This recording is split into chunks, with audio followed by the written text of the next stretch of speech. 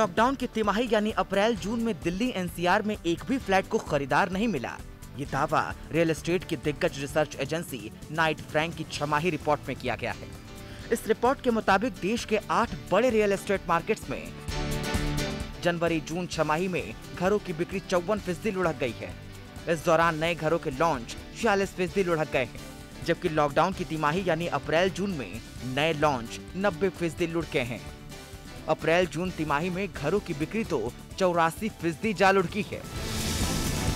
अगर इन सभी इलाकों में अलग अलग देखें तो फिर अप्रैल जून तिमाही जिसमें लॉकडाउन का सबसे ज्यादा असर था, उसमें घरों की बिक्री मुंबई में 83%, एनसीआर में 100%, बेंगलुरु में 74%, पुणे में 73%, चेन्नई में 100%, हैदराबाद में 76%, कोलकाता में 100% और अहमदाबाद में 94% लुढ़क गई है। इस दौरान घरों की कीमतों में भी दिल्ली एनसीआर में गिरावट दर्ज की गई है।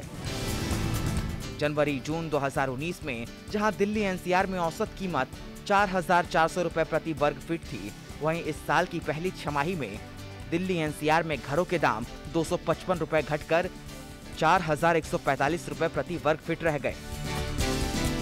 दिल्ली एनसीआर में अप्रैल जून तिमाही में जीरो बिक्री का दावा किया गया है, लेकिन हालात पूरी छमाही के भी खराब नजर आते हैं। रिपोर्ट के मुताबिक इस साल जनवरी जून में दिल्ली में 63 यूनिट्स बिक्री और ये पिछले साल की पहली छमाही से 62% कम है। फरीदाबाद में 79 फ्लैट्स बिके जो बीते साल से 62% कम है। नोएडा में बिक्री 66% लुढ़ककर 1008 यूनिट्स रही। गाजियाबाद में 955 फ्लैट्स की बिक्री के साथ 69% की गिरावट दर्ज की गई।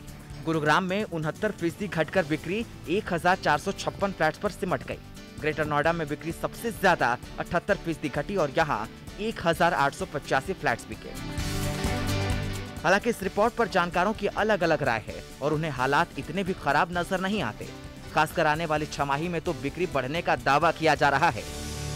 कोविड-19 के बाद एक अच्छा बदलाव जो नज़र आ रहा है, लोगों को सबसे पहले एक इस चीज़ की ज़रूरत का एहसास हुआ है कि चाहे छोटा हो या बड़ा, एक घर ज़रूर होना चाहिए।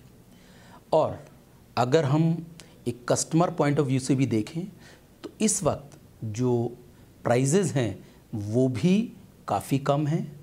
दूसरा जो होम लोन रेट्स हैं वो भी इस वक्त पिछले 10 साल के लोअर पे हैं। अगर हम देखें ऑन ग्राउंड में भी तो कस्टमर साइट विजिट पे जा रहा है, कस्टमर डेवलपर से डिस्कशंस कर रहे हैं, जिन कस्टमर्स का मन बना हुआ है वो ट्रांजैक्शंस भी कर रहे हैं।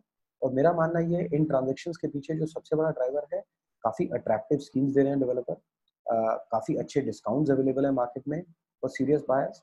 और जहाँ पर प्राइस करेक्शन की जरूरत थी वहाँ पर डेवलपर्स ने प्राइस करेक्शन भी किया है। और एक जो बहुत बड़ा ड्राइवर है, जिन कस्टमर्स को होम लोन चाहिए तो होम लोन की दरें आज की डेट में सबसे अट्रैक्टिव हैं। तो इन सब चीज़ों के चलते जिन कस्टमर्स को घर खरीदना है, आई थिंक ये एक अच्छा टाइम है घर खरीदने। वैसे तो अब अनलॉक में अर्थव्यवस्था में तेजी के संकेत देखने को मिले हैं, लेकिन जब तक ये तेजी लगातार जारी रहने के पुख्ता संकेत नहीं मिलते, तब तक प्रॉपर्टी की बिक्री पर दबाव बना रहेगा।